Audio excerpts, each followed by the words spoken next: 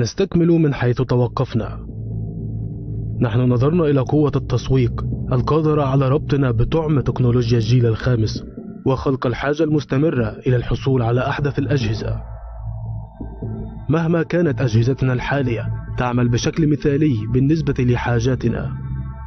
لقد رأينا كيف أن النظام القانوني لا يوفر أي شبكة أمان ضد التهديد الضمني المترتب على تلك التقنية، وأن حتى شركات التأمين تفر بجلدها. كشف البحث والتطوير أن الطبيعة هي في المقام الأول عبارة عن كهرباء بيولوجية، وأن كل قرون الاستشعار التي بداخلنا معرضة بشكل كبير لأي تغييرات في الحقول المغناطيسية. This radiation network, when did it really begin to you think, influence us? Most noticeable and documented evidence is probably in America for what they call linesmen, who used to work on the telegraph poles and the hardwired system. They were having debilitating health issues just by being exposed to electromagnetic radiation, because the cables carry quite a strong field. And in this country, as early as the British Telecom, or GPO as it was then, the old switchboard operators. أعلن الخبير البروفيسور مارتن بولمان الذي أدرك مخاطر الحقول المغناطيسية منذ عام 1965 أن الإشعاع النبضي أو الحقول الكهرومغناطيسية النبضية التي تستخدمها الأقمار الصناعية بتقنية الجيل الخامس تعتبر نشطة بيولوجيا، ويمكنها إحداث تأثيرات إشعاعية عميقة داخل جسم الإنسان. أوضح بول أن أجهزة الاستشعار الفولتية داخل الخلايا البشرية حساسة للإشعاعات، وعندما تتعرض الخلايا للإشعاعات تتدفق الآيونات المشحونة بشكل مفرط إلى الخلية. لماذا تعرض هذا الرجل إلى التشويه والتشهير به منذ إعلانه للحقيقة؟ لماذا ظل مراقبا من قبل السلطات وقد تمت مراجعة وفحص دراساته وكشفت عن بعض مما يلي؟ الحقول الكهرومغناطيسية التي يستخدمها الجيل الخامس من الأقمار الصناعية تسبب إنتاج الجهد المؤكسد والجزيئات الحرة التي تسبب أضرارا جذرية، والتي لها دور أساسي في ظهور جميع الأمراض المزمنة، كما أنها تهاجم الحمض النووي في خلايانا وتحدث كسر في خيط واحد وفي خيوط مزدوجة بالحمض النووي وقواعد مؤكسدة في الحمض النووي الخاص بنا، وهذه بدورها تسبب السرطان، وكذلك حدوث طفرات في خلايا السلالة الجرثومية التي تحدث طفرات في الأجيال القادمة، انخفاض خصوبة الذكور والإناث، وانخفاض الهرمونات الجنسية، وانخفاض الرغبة الجنسية، وزيادة معدلات الإجهاض التلقائي، وكما سبق ذكره مهاجمة الحمض النووي في خلايا الحيوانات المنوية. What the telecom industry has not mentioned in all of the advertising about 5G is that these are new frequencies that have been never tested for their long-term biological and health effects. Millimeter waves are currently being used in airport scanners and by the US military as a form of crowd control. The name of that system is called the active denial system. At high intensities, these waves cause intense heat and pain, since sweat glands on the surface of our skin act like miniature antennas. At lower frequencies, scientists are predicting damage to eyes, loss of insect populations which are already declining, antibiotic resistance in bacteria, and physiological effects on the nervous system and on the immune system. حتى لو فكرنا في تأثيرات المرحلة الأولى، فإن التأثير الحراري على البشر بين لنا ذلك من خلال تأثير الهواتف المحمولة على أدمغتنا. فكر في الأمر، تتكون أجسادنا من عدد كبير من الخلايا، وإذا وضعنا هاتف محمول يبعث موجات دقيقة بجوار دماغنا، فهل سنفاجأ إذا ما تسبب ذلك في ارتفاع درجة حرارة المادة الرمادية؟ هل تحرق تقنية الجيل الخامس الحمض النووي لدينا، ناهيك عن العدد الكبير من الأجهزة الأخرى مثل الهواتف اللاسلكية وخطوط الطاقة وشبكات العدادات الذكية؟ Even by 1972, we have the U.S. Navy producing an unclassified report of health effects on the human body observed from microwave radiation, summarizing more than 2,300 studies. 5 pages of observed human health effects in this report include headaches and insomnia, I was walking by and I got like a flash headache. It's painful. How many times did that happen? Every time I walked by it, which was a bunch of times. Vagomometic or irregular action of the heart. They were installed in my house, and shortly after that, I started experiencing pretty significant heart palpitations. Anxiety. I was nervous a lot and I couldn't sleep. Chest pains. I started getting this intense chest pain. And changes in the operation of implanted cardiac pacemakers. Well, my heart would speed up to do about 170 beats a minute, and I could normally control any arrhythmia that I would have before just by meditation and relaxing. And the smart meter, I couldn't bring it down. And you found that when you were in that electromagnetic field, your heart was going to high rates of arrhythmia. Yes, and it wouldn't happen all the time. It happened the first time was 8 months after the meter was installed, and then the second time it occurred was 6 months after that, and then it went 4 months after that, and then went 2 months after that. So you became more and more sensitive. More sensitive as the time went by. And you found that when you were able to remove the meter, that you did recover. Correct. Yes. Yeah. Actually, electromagnetic fields could have adverse causes, causing symptoms in some people and causing illness in others. And I was noticing I was getting a lot more people who what I now know is describing symptoms of electrosensitivity. We are all affected by these energies. Most of us don't actually notice, but the more sensitive ones do. The more sensitive ones, when they've described their demise, they describe lots of things, like things that were once easy to do take more thought, more energy. The clarity of thinking gets fogged. Chronic fatigue symptoms, just a real feeling of malaise, being altered, an altered existence compared to how they once were.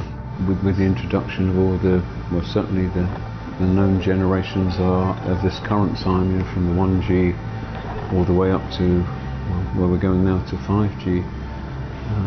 The frequencies have changed, the distribution of the frequencies has changed again. تخترق موجات كهربائية من أنواع مختلفة غلافنا الجوي، وتتسبب في تأثيرات بيولوجية مباشرة وفقا لمراجعة النظراء.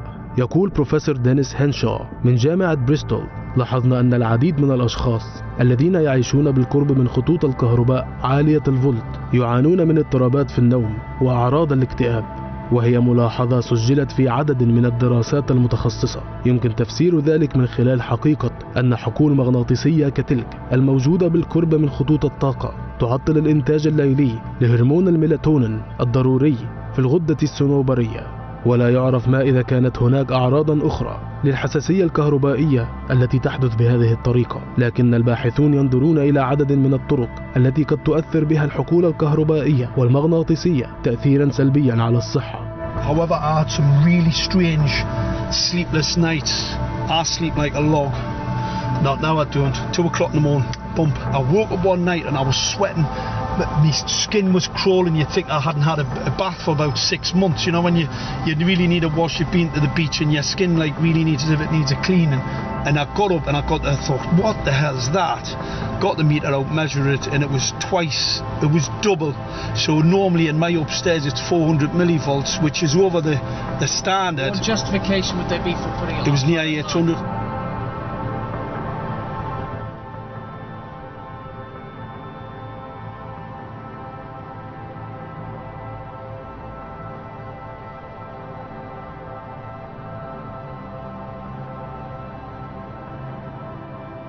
You have a reduced amount of melatonin, and what happens then is that your immune system starts to be less competent for a start. You tend to get sleep disturbance, you can't get off to sleep, or if you do, you wake up and can't get back to sleep. You can have heart complications because melatonin protects your heart as well.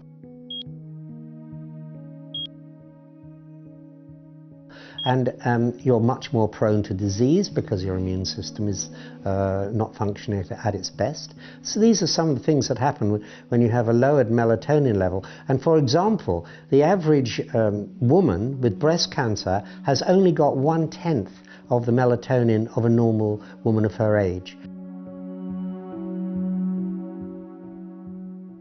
And for people with prostate cancer, they've got less than half the melatonin that they should have. Autistic children have less than half the melatonin levels that they should enjoy. تشير الدراسات إلى أن العاملين في النوبات الليلية بشكل عام يواجهون زيادة بنسبة 50% في خطر الإصابة بسرطان الثدي، حيث أن الجسم ينتج كميات أقل من الميلاتونين عند التواجد تحت الضوء الصناعي الذي يصنف على أنه مادة مسرطنة من الدرجة الثانية. يتحرك الجسم فقط نحو تصحيح هذا الخلل عندما يتم تنبيهه أثناء الليل، وتؤيد المراجعات العلمية ذلك. إذن فهل هذا يعني أن العديد من الأشخاص يعانون من شحنة سامة مفرطة لا يملك الجسم الوقت أو القدرة على التخلص منها قبل بدء المرض؟ Increases in use of personal wireless devices are concurrent with a rise in brain tumors that are associated with cell phones. This most aggressive type of brain tumor is increasing in young Americans, and it has outpaced leukemia and testicular cancer. We're seeing changes, so this is accelerating. ويعلن أطباء أونتاريو عن تحذير شديد يتعلق بالصحة العامة. لماذا تعد أورام المخ هي أكثر أشكال السرطان شيوعا الآن بين المراهقين، وهم المعروفين باستخدامهم للهواتف الذكية أكثر من غيرهم؟ ولماذا زادت نسبة الإجهاض 3 أضعاف عند النساء التي يتواجدن في المناطق المعرضة للإشعاع؟ فلا عجب عندما نعرف أن الدراسات تربط هذا الأمر بالخلل الوراثي والتغييرات التكوينية والوظيفية في الجهاز التناسلي لكل من الرجال والنساء في المناطق المستهدفة. فمن الواضح من الدراسات أن الأطفال والحيوانات الأليفة والنساء والأجسام البيولوجية التي تزن أقل من 200 رطل هي الأكثر تأثرا. من الواضح أن معدلات العقم عند الذكور تتصاعد، حيث تتعرض الحيوانات المنوية والخصيتان للأذى حتى بعد التلف. يمكن أن يزيد حجم الحيوانات المنوية خلال 3 أشهر، ولكن يبدو أن تلف الحمض النووي دائم. كما عدد الشباب الذين يسيرون هذه الأيام دون أن يحملوا أجهزة كمبيوتر في حقائبهم، كما عدد الأزواج الذين يسعون للإنجاب عن طريق أطفال الأنابيب. Do you think that there is a chance that within the 3rd generation of females they may be irreversibly sterile? Not in the 3rd generation, but in the 5th generation, and that would for humans be something in the order of 150 years ahead of us. And of course, then it's too late to say that you are sorry, and it's very too late to say stop. There is a wealth of papers. I mean, we're talking about thousands of published papers in the scientific literature, few of which, or sometimes none of which, have entered the official documentations from authorities and likewise. So I think it's really time to have an independent compilation of data. Such was done at August 31st, 2007 in the form of the Bioinitiative report, of which I was one of the authors. And then we put together approximately 2,000 scientific references on a little bit more than 600 pages, clearly saying that if you, for instance, if you are a rat or a mouse or a cell or a molecule, you should definitely not allow yourself to be exposed to this. And in the meantime, we have this full-scale experiment using our own kids. أصبحت معدلات الخصوبة المنخفضة اليوم أكثر انتشارا، حيث أن مستوى الموجات الإشعاعية التي تنقلها شبكة الجيل ال5 يمكن أن تؤثر على الخصوبة وتؤدي إلى حدوث تشوهات في الجنين. الشركة المكلفة بمسؤولية النشر عالي الكثافة لتكنولوجيا لاسلكية جديدة تعمل باللمس في الولايات المتحدة الأمريكية، والتي تعمل على تغطية شاملة تدعى أرتمس. تقوم أنظمة أرتمس بإنشاء فقاعات خلايا فردية من طاقة الموجات الدقيقة حول كل جهاز لاسلكي طوال الوقت، تتبع الجهاز فعليا أينما ذهب، مما يضمن عدم توقف الاتصال واستمرار الإشعاع الموجه له. في الأساطير اليونانية كانت أرتمس هي إلهة الخصوبة والولادة. يرمز شعار شركة أرتمس إلى رحم المرأة بشكل معكوس.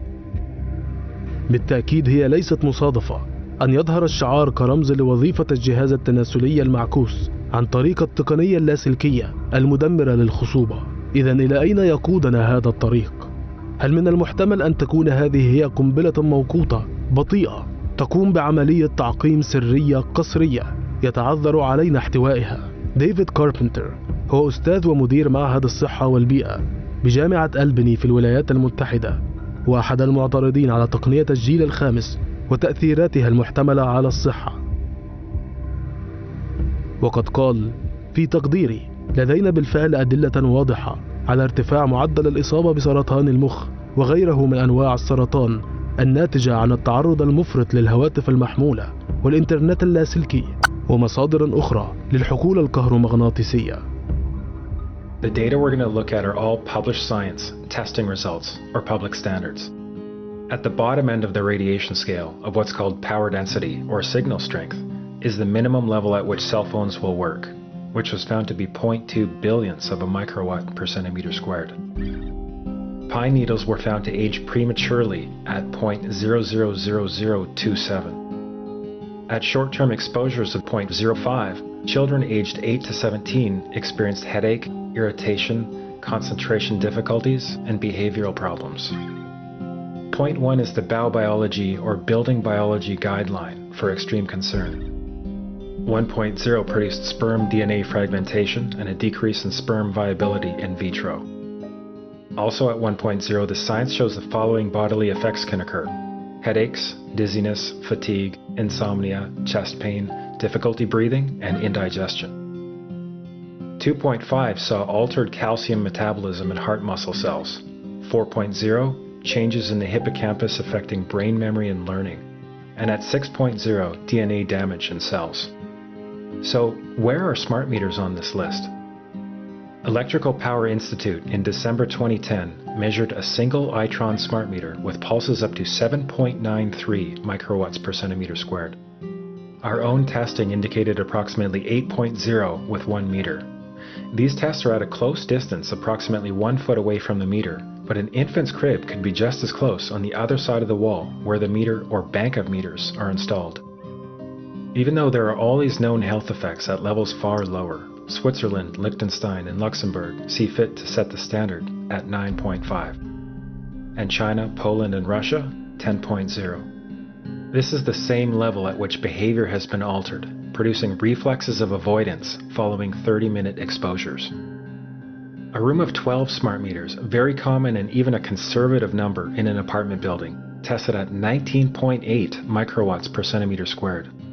This is hundreds of times higher than levels which clearly indicate harmful effects. So, how can utilities and governments get away with forcing these devices on everyone? This is how. In Canada and the US and several other civilized countries, the safety limit is set at 600 to 1,000 microwatts per centimeter squared. This so-called safety limit is literally tens of thousands of times higher than levels which are known to damage health according to peer-reviewed published science.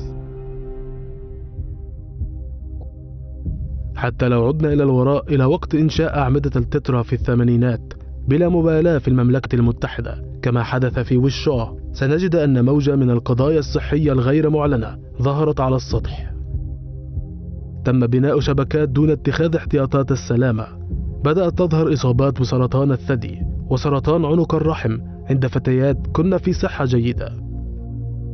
داخل دائرة برج الهاتف ظهرت أعراض الإصابة بالعقم إلى جانب الصداع والدوخة. في البداية كان يتم تجاهل هذه الأعراض من قبل الأطباء السذج على أنها مجرد إجهاد يومي أو فيروس. The Tetra was originally brought out as an unhackable communication system for the emergency services, the police and the ambulance, but it was so much into the microwave frequency, it was actually carcinogenic, big time. You know, it wasn't much better than the microwave oven.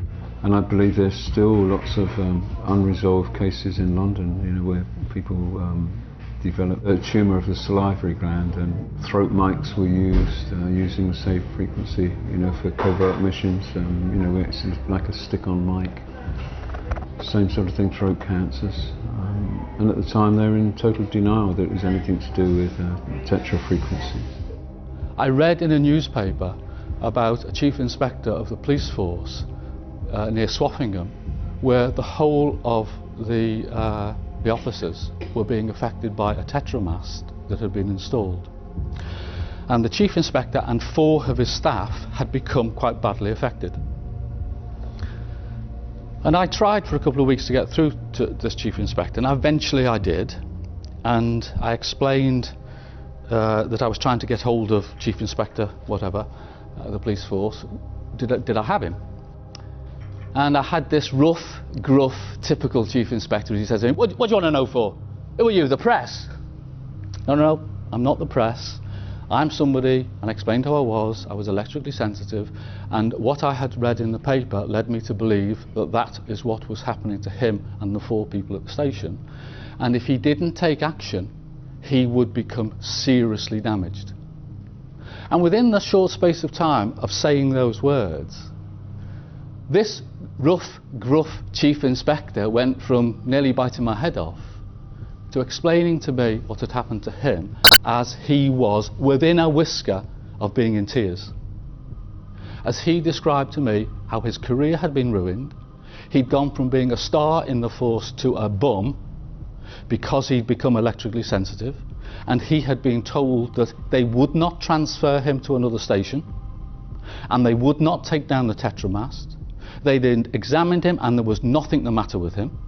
I don't know how you detect somebody who's got electrical sensitivity, mind you, but that he was now negotiating a package where he would leave the police force on full pension so long as he didn't go to the press.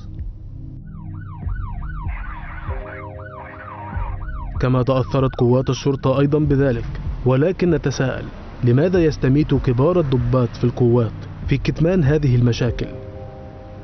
هل هي أجندة خفية؟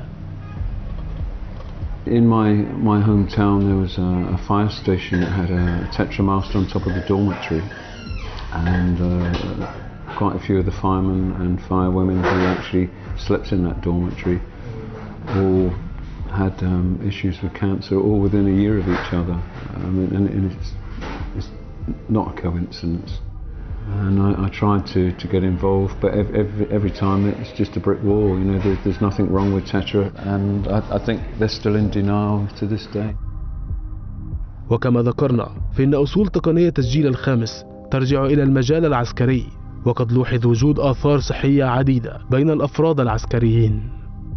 في 2011 درس شتاين وآخرون 56 حالة سرطان، كان 49 منها بين أفراد عسكريين، من الذين كانوا معرضين إلى تردد الموجات اللاسلكية لفترات طويلة مكثفة بين عامي 92 و2011، واستنادا إلى المعلومات الخاصة بفترات التعرض التي تم التعرف عليها من خلال سوابق تم الإبلاغ عنها نتيجة لظروف مكان العمل. وقد بدا وكأن هناك زيادة في حالات الإصابة بالورم الليمفاوي وبسرطان الخصية. We were working with some very experimental, very high-powered radiation technology in the non-ionizing radiation range. So I knew this. I could dispel anybody's, anybody that tells me non-ionizing radiation is not dangerous. I just have a bit of a laugh. Was that for civilian or that was for military? This was a totally different thing. Anyway, it was covered under Official Secrets Act, so that tells you all you need to know. The equipment, I worked with a significant number of people on that project. They're dead. We've seen nothing but an increase in childhood leukemia ever since that point. It's going up every year by about 2%. And that applies to many other disorders as well. Autism, brain tumours, cancer. Cancer rates in the 1910s were probably half of what they are today. And many other diseases are being connected by studies, by scientific studies, with exposure to electromagnetic fields and radiations. Not just power lines, but also to radio fields and microwave fields. Because we've in the last 50 years, really, we've immersed ourselves in an ocean of electromagnetic radiation. It's all around us now. Invisible, we can't see it, but we know it's there. Every time you lift up your mobile phone, you know it's there. But I was talking to a nuclear physicist, I'll not name him, very nice chap. We used to talk about all sorts of very interesting scientific things, and we're having a conversation, and I used to get psoriasis, slight psoriasis on the neck. It's pretty embarrassing. I was a young engineer, and obviously going out with the girls and all the rest of it, I used to like get quite... so that was a concern for you? Get on the elbows, get it on the neck, and he said, well, really you shouldn't complain about that, because he said, you know what we're working with? He said, that'll give you some sort of protection. I went, well, how? He says, well, psoriasis is a type of skin cancer. He says it's like an immune sort of immune response. So it builds. Yeah. It's an immune response. Yeah. So he said what that does. He says it helps you in relation to the type of non-ionizing radiation that we're dealing with. And I thought that's quite interesting. Then obviously, by the time I got to 30, 32, 33, we'd already lost a few of our colleagues. By the time I got to 40, we'd lost a significant number, and I was still alive. So and they all developed different types of cancer? No, mainly leukemia and died. And how many of them was that in total? There was 16 of us, and there's probably four survived. Yeah. So my name is Andrew Tresidder. I'm a GP by background in England, and I now act as a health educator. Since we've had the recent National Toxicology Programme published 2 years ago in the States, and the Ramazzini Institute published last year, which are long-term studies on rats which show an increased incidence from near-field irradiation in the NTP and from far-field irradiation in the Ramazzini Institute. We have enough epidemiological evidence from those, or enough experimental evidence and enough laboratory evidence on DNA damage to show that we have a problem. هناك أدلة واضحة من متخصصين على أن تلف الحمض النووي سوف يحدث، وينبغي إعادة تصنيف الجيل الخامس كبؤرة مسببة للسرطان من الدرجة الأولى. Prolonged exposure to radiofrequency radiation increases the risk of cancer, and indeed they also showed that the cancers are similar to some of the cancers that are being observed in humans, and they showed that this sort of radiation increases the damage to our DNA, and if our DNA is damaged, then our risk of cancer increases substantially. Many scientists, including myself, now believe that the evidence is such that if IARC, the International Agency for Research on Cancer, were to re-evaluate radiofrequency radiation, it would be placed in class 1, i.e. a human carcinogen, and governments could not possibly ignore that. هل ستساعدنا هذه التقنيات على أن نصبح أناس أكفاء جدا وأكثر ارتباطا ببعضنا البعض، أم أنها ستؤدي بنا إلى مزيد من العزلة وإلى التخلص من الأجيال التالية؟ هل سيؤدي الجيل الخامس إلى تغييبنا عن الوعي مثل تعاطي المسكنات بشكل إجباري؟ هل الجيل الخامس سيجعلنا لا نبالي بالآخرين؟ ألم نلاحظ بالفعل أثار ذلك في عالم هش يتسم باللامبالاة؟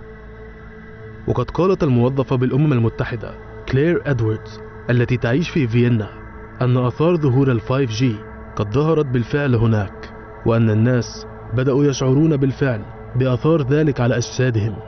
وقالت إدواردز: قام الأصدقاء والأقارب وأطفالهم فعلا بالإبلاغ عن أعراض تقليدية للتسمم الناتج عن الإشعاع الكهرومغناطيسي، نزيف الأنف والصداع وألم العينين وآلام الصدر والغثيان والإرهاق والقيء وطنين الأذن والدوخة وأعراض شبيهة بالإنفلونزا وألما في القلب.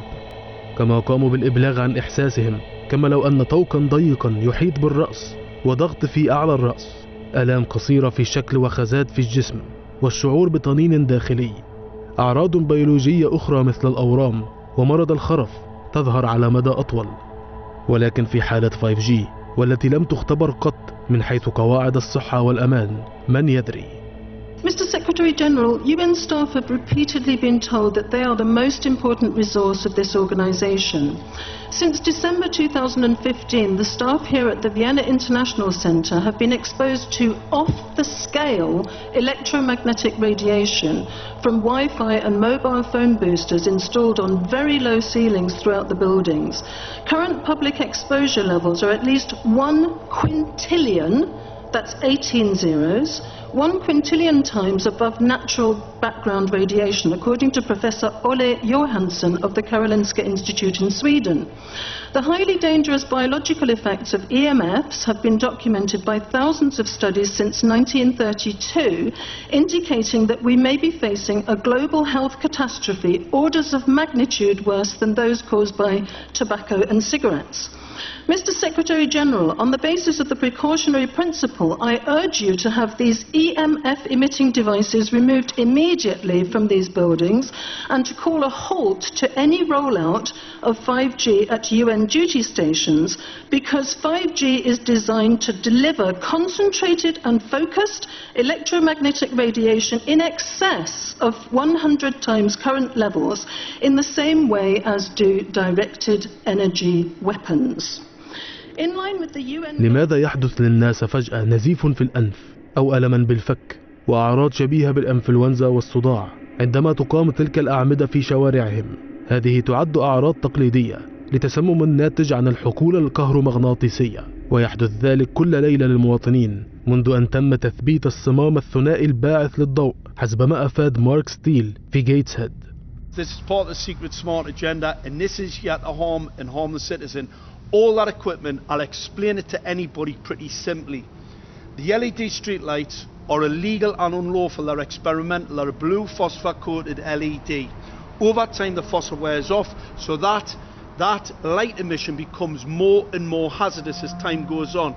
The evidence is already damning. They already know from ANSIS, AMA, Public Health England have already warned that the blue phosphor-coated LED pulse modulation is risky to your children. Well, what I can tell you, it's not risky to your children.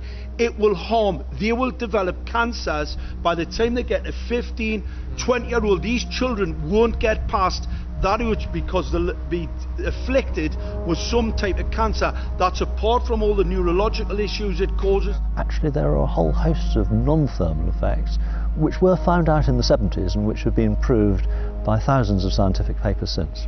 And potentially those could result in neurological concerns, and obviously if it is a non-thermal issue as well, potentially. So interestingly, for sensitivity, the majority of symptoms are neurological. So it seems as though the neurological system either is affected more or it's the system that perceives the problem. So people with electrosensitivity may suffer from tinnitus, headaches. Ringing in the ears.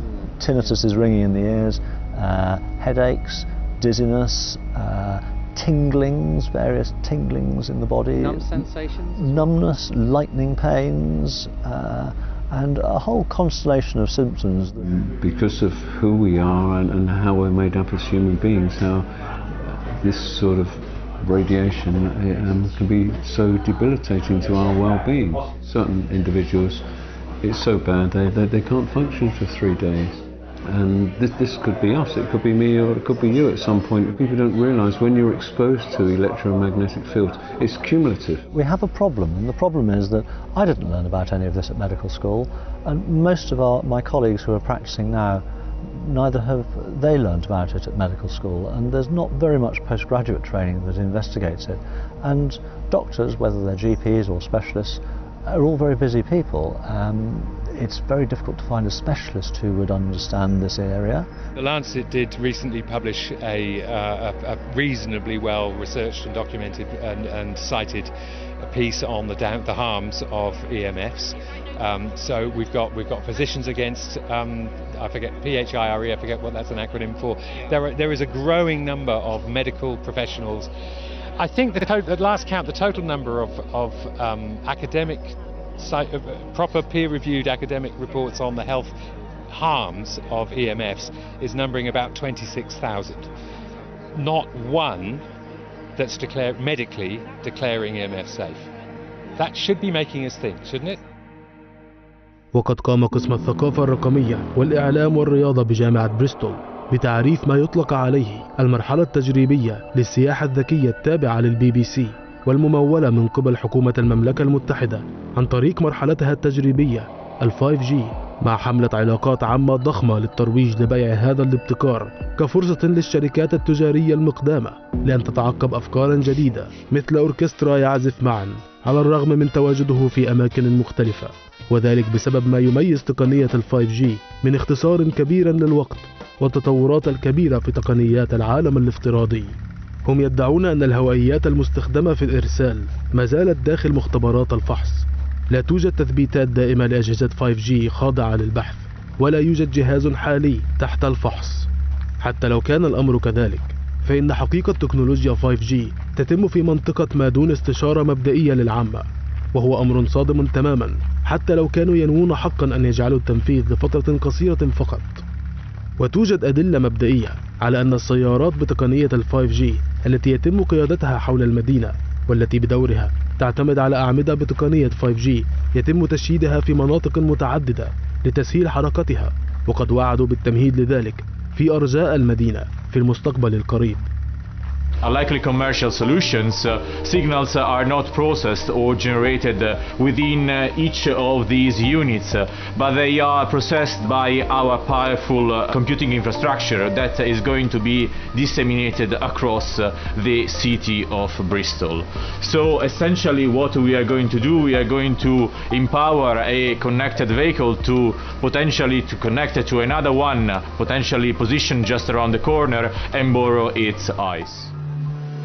إذا كانوا على ثقة من أن مرحلتهم التجريبية تتم بداخل منطقة آمنة، فلماذا يبدو عليهم وكأنهم يريدون أن يكتموا على المشكلة ويقررون نحن نؤمن بشدة أن الإعلان عن خريطة التركيب سوف تضر بصحة وسلامة فريق العمل والطلاب.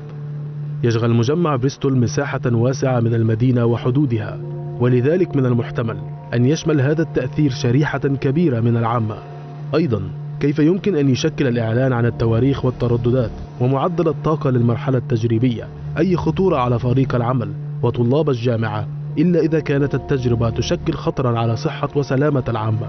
إنهم أيضا يملكون درجة عالية من الجرأة، بحيث أعلنوا أنهم لن يفشوا حقيقة هذه التجارب التي تم القيام بها، وأن الإعلان عنها للجمهور سيكون فقط عند انتهاء التدريب ليتجنبوا المراقبة كما يقولون. من حق المواطنين بالتأكيد أن يعرفوا إلى أي مدى وصلت المراحل التجريبية لل5G وأماكن تنفيذها. بالتزامن مع هذه المراحل التجريبية وتشييد الأعمدة الجديدة والهوائيات، اكتشفنا أن هذا الأمر قد تزامن مع وقوع سلسلة من عمليات الانتحار في هذه المدينة التي ينتمي فيها أغلب الطلاب إلى عائلات غنية توفر لهم الدعم الكامل ولا يوجد لديهم أي قلق مادي. هذه هي فقط الحالات المتصلة بعمليات الانتحار، ولا يدخل ضمن هذه الإحصائيات حالات وفيات أخرى مشتبه فيها. منذ عام 2016 عثر على 12 من طلاب جامعة بريستول إما موتا أو قاموا بالانتحار، وقد بدأت المرحلة التجريبية في 2015. حسب تقرير الديلي ميل، فإن السيد تشينغ هو الطالب الثامن من جامعة بريستول، إذ كان 7 من بريستول وواحد من جامعة غرب إنجلترا الذي يعتقد أنهم انتحروا في الأشهر 18 الأخيرة. وقد قامت جين هارفي وهي من مجموعة Villages Against Masts أو أهل الريف ضد وجود الأعمدة بعقد عدة مقارنات بنفسها في مقال في موقع كورنوال لايف الإخباري. تشير جين إلى وقوع سلسلة من الانتحارات في جامعة بريستول، وعلى مدار العام الماضي تقريبا سجل رقم غير مسبوق من الطلاب الذين قاموا بالانتحار. وقد أضافت جين: أعتقد أن هذا عامل يجب أن يؤخذ بعين الاعتبار بما أنه مرتبط بشدة بالاكتئاب والقلق.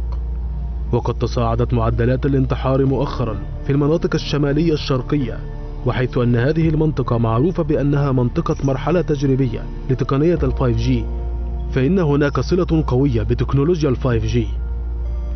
أيضا وقد لوحظ وجود ارتفاع ملحوظ في جميع أمراض الجهاز العصبي لدى الكبار مثل مرض باركنسون والخرف، وهي أمراض مرتبطة بالتعرض المنخفض المستوى للطاقة، بينما يظهر أن الأطفال يواجهون صعوبات في التعلم وعجز في الذاكرة.